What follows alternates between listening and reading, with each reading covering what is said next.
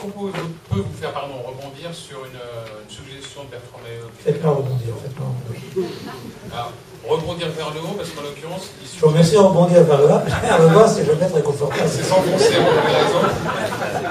Alors, rebondissons vers le haut.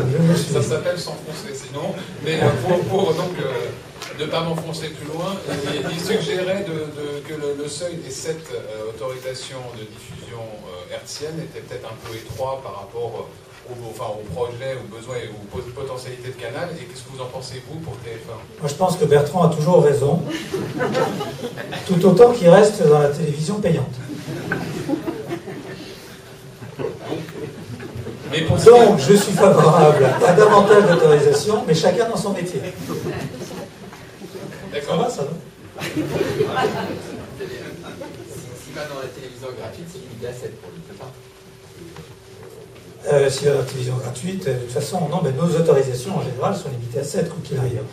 Donc, non, ce que je veux dire par là, c'est que, évidemment, il y a une limitation qui est d'ailleurs tout à fait particulière à notre pays. Donc, pourquoi limiter à 7, pourquoi pas 6, pourquoi pas 10? 7, sans doute, c'est un chiffre magique qui a été retenu par les autorités, parce que ce côté magique de 7, c'est complètement malthusien, ça n'a pas de sens. Pourquoi 7? Maintenant, on voit bien qu'il y a 18 sur le marché gratuit, c'est pas facile. Donc si vous en rajoutez à tire-larigot, ça ne peut avoir qu'un intérêt, c'est s'il n'y a que TF1 qui peut en profiter, si vous voulez. Parce que, non, sérieusement, je crois que on est aujourd'hui sur un marché qui connaît sa limite économique, puisque en réalité, on divise par 18 les recettes publicitaires qui, malheureusement, depuis 2 ans, ont été en baisse et pas en croissance.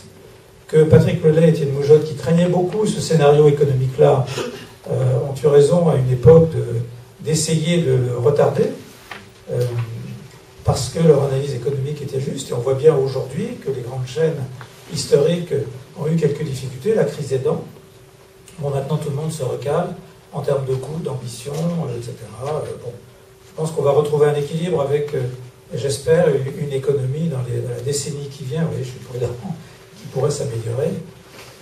Bon, on pourra réfléchir. Je pense que sur le plan de la régulation et des contraintes qui sont faites aux chaînes, il y a peut-être des sujets plus urgents que celui-là.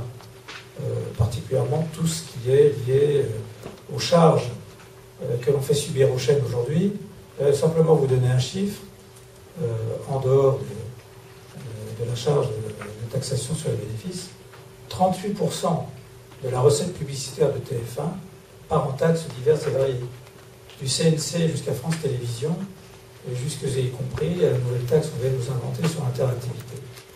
Donc on est aujourd'hui trop taxé, alors même que d'autres médias ne le sont absolument pas, tout le monde le sait, vous l'avez sans doute dit à cette tribune, et que ça crée un déséquilibre économique entre des opérateurs comme les grandes chaînes de télévision qui contribuent à la création française de façon extrêmement puissante et qui sont surtaxés. Enfin, on paye des taxes pour la presse et les radios associatives. Si vous voulez, il faut l'inventer quand même. Donc ça existe toujours. C'est de plus en plus présent. On paye une taxe pour France Télévisions, alors que France Télévisions a fait croître ses recettes dans la journée. Donc, tout le monde connaît mon obsession sur le sujet. On est chez les dingues. Il faut dire les choses comme elles sont. On est le seul pays qui a inventé un système comme celui-là. Et qui d'ailleurs entend le maintenir, si j'ai bien compris les déclarations des uns et des autres, en dehors de ce que la loi a prévu. Et au passage, d'ailleurs, ce genre à la fois de réglementation très stricte et de fluctuation dans les positions prises par les uns et les autres par rapport à la réglementation, nous pénalise par rapport au marché et aux investisseurs internationaux, qui franchement ne comprennent pas du tout ce qui se passe en France, et qui disent, tant qu'à faire d'investir, je vais peut-être éviter M6 ou TF1 pour aller dans des pays où la régulation est un petit peu plus souple, et où les gouvernements ne changent pas d'avis tous les ans. Donc c'est aussi un sujet important pour l'avenir de nos sociétés, que d'avoir une régulation qui soit plus adaptée au temps d'aujourd'hui, et avoir des lois qui ne soient pas modifiées en permanence. Vous savez que depuis la privatisation de TF1, il y a eu, je crois, 24 lois et 16 décrets, ce qui est évidemment tout à fait extraordinaire. Merci. Peut-être un dernier mot, si vous aviez un souhait, donc vous avez parlé de régulation, mais dans toute la panoplie de ce qu'il faudrait changer, s'il y avait une chose qui soit absolument prioritaire, ce serait quoi?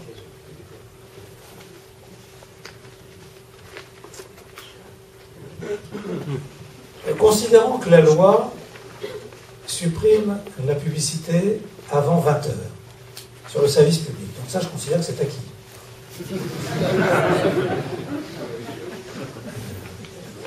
C'est la loi. Voilà. Et Laurent Seville, qui est un ancien préfet, puis le préfet de France, etc., dit que c'est la loi, donc je pars sous son contrôle. C'est la loi. Bien. Donc je mets ça à part. Considérant cela, je pense que l'une des priorités, c'est de donner aux chaînes de télévision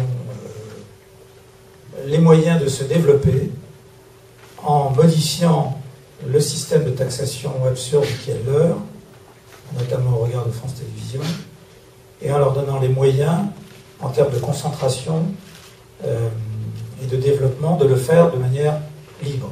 Je ne vais prendre qu'un exemple.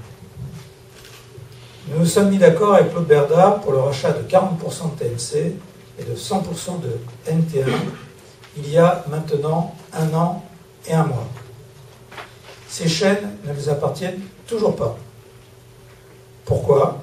Parce que devant cet enjeu absolument considérable, je rappelle que le chiffre d'affaires cumulé des deux chaînes, ça doit être entre 70 et 75 millions d'euros. C'est quand même, sur un marché de 3 milliards d'euros de publicité, c'est quand même gigantesque. Ça fait peur, et on imagine une concentration pareille, c'est absolument terrifiant.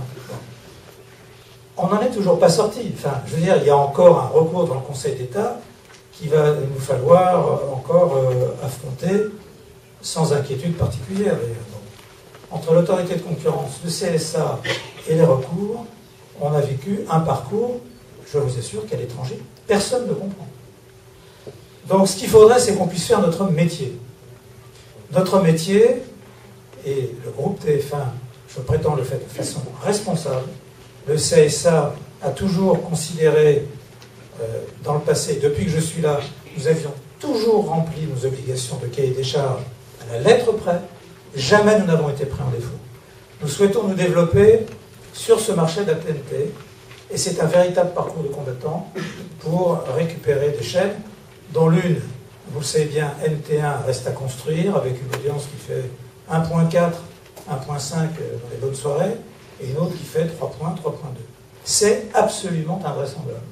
Donc il faut qu'on comprenne que si l'on veut des groupes de médias qui jouent leur partie, soient des acteurs économiques importants, et puis soutenir la création, eh bien il faut leur donner les moyens de se développer. Aujourd'hui, se développer dans ce domaine est un parcours de combattant insupportable. Merci.